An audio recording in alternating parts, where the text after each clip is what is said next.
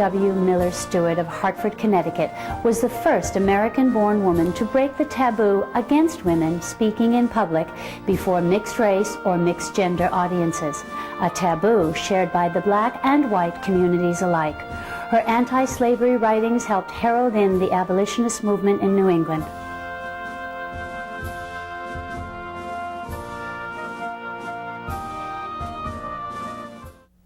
In her own words, all the nations of the earth are crying out for liberty and equality, away with tyranny and oppression.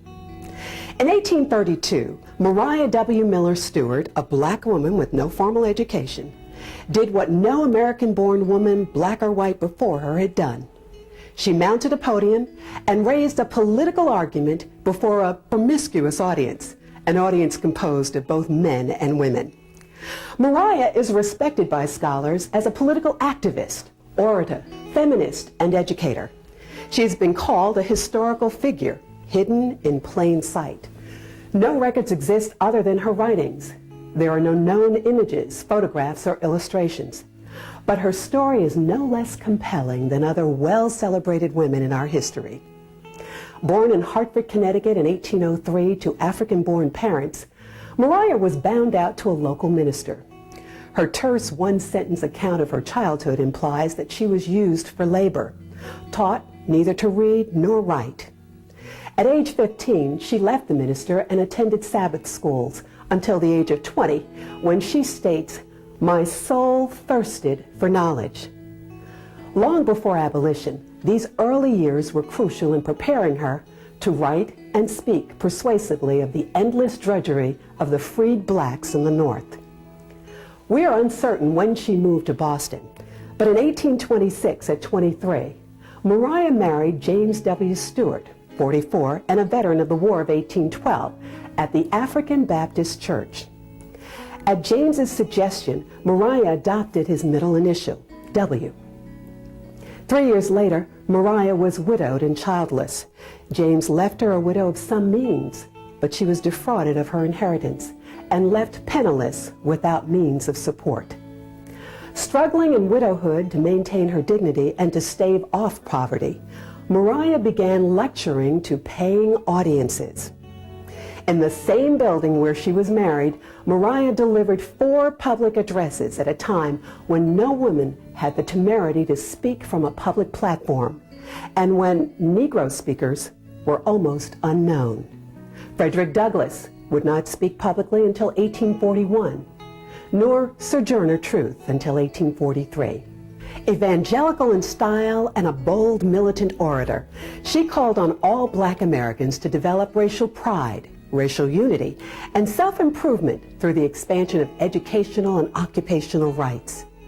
Before such gatherings, Maria's words lay the foundations for the abolitionist movement in New England.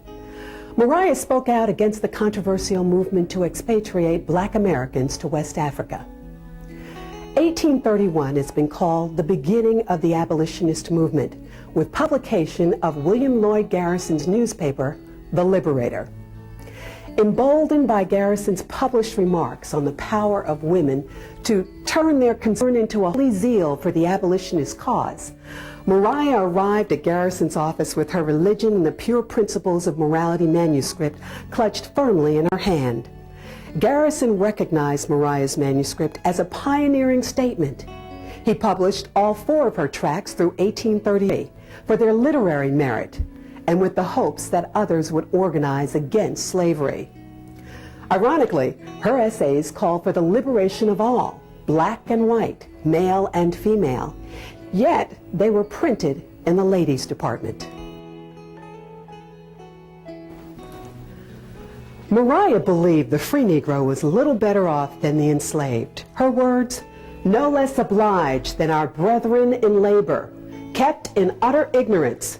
Shall the daughters of Africa be compelled to bury their minds and their talents beneath the load of iron pots and kettles? Knowledge is power." She argued black women must possess morality, obtain an education, develop business acumen, and sustain political activism to ensure a legacy for future generations. Her lectures are said to have inspired educator Prudence Crandall. In 1833, she left Boston and public speaking. Even though she spoke out against injustice, she denounced because she was a woman. She stoutly maintained that even God had spoken through women and would make no objection to our pleading in public for our rights. Her public challenge, "What if I am a woman?" resonates across barriers of time and race. Moving to New York City, she published meditations and prayers with the aid of a 10-year-old girl writing every word of the text, for Maria only had 6 weeks of schooling. She remedied the vast gaps in her education by joining a female literary society, advancing quickly to become a teacher. Teaching became more than a career. It became a passion.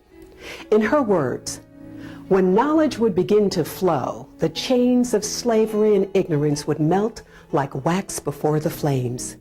Cultivate your minds and morals, for it is not the color of the skin that makes the man or woman, but the principle in the soul." In 1852, we find Maria in Baltimore teaching impoverished Negro children and delivering circulars to recruit paying students. Little else is known of her in Baltimore other than her desperate struggles to keep poverty at bay. We find her next in wartime Washington, D.C., having befriended a confidant of Mary Todd Lincoln. She taught in 3 schools, gaining the attention of church elders. With their assistance, she collected $200 to purchase a building for a school near Freedman's Hospital. Often lacking funds to pay teachers, Maria would call upon Howard University students. After a separation of 46 years, she reunited with William Lloyd Garrison. Under a new law granting pensions to widows of the War of 1812, Maria implored him to investigate her cause and to identify her as the widow of James W. Stewart.